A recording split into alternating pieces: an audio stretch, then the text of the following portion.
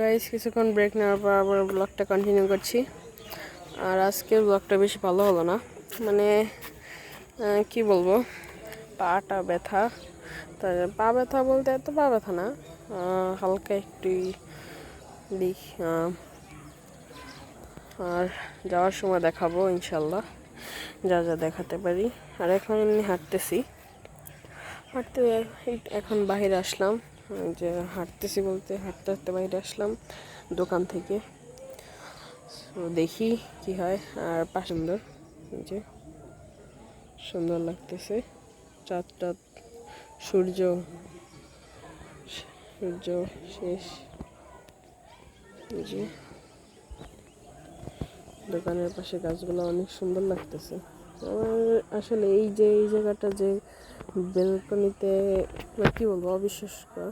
কারণ গ্রামের দিকে এই যে বেলকনি রাখা, তার একটা দোকানের সাইডে, হ্যাঁ, বলতে গেলে অবিশ্বাস্যকর। সো তাও এই যে বেলকনি আছে, গাছ টাছ লাগাইছে। এগুলো আসলে আগে আমাদের ছাদে, আমরা যে পাশে থাকি আপনাদেরকে দেখাইছি, ওই যে ওই পাশের ছাদে আসিল।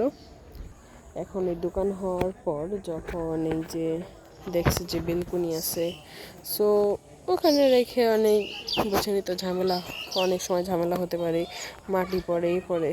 এখন ওনারা গাছ লাগাইছে ওনাদের ইচ্ছা, কারণ ওনাদের বাড়ি এটা।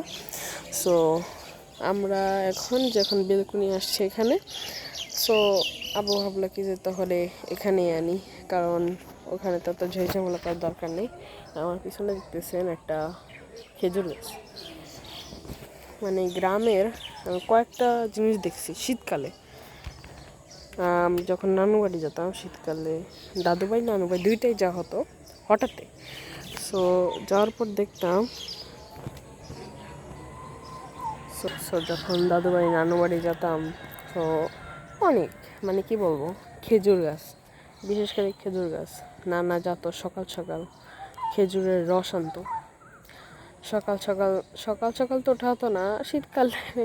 একবার যদি ঘুম দেওয়া যায়, তা আবার ছুটির সময় একবারে 9টা 10টা, এক একজনের এক এক রকম।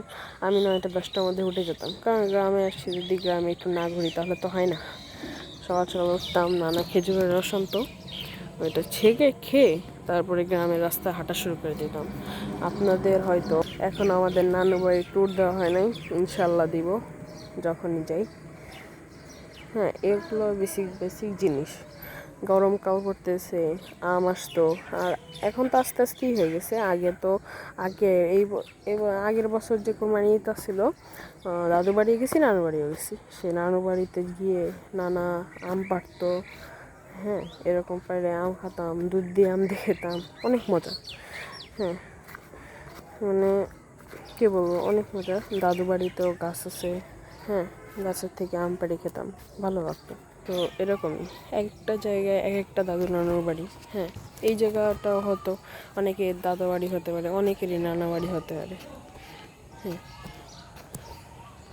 আপনাই ওই দেখেন একটা লোক, এই যে দেখেন একটা লোক এইখান থেকে শুরু করে ওখান থেকে পার হয়ে গেল।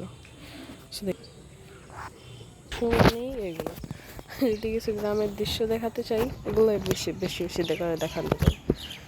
সো দেখি এখন রওনা দিব। সো চলেন যাই।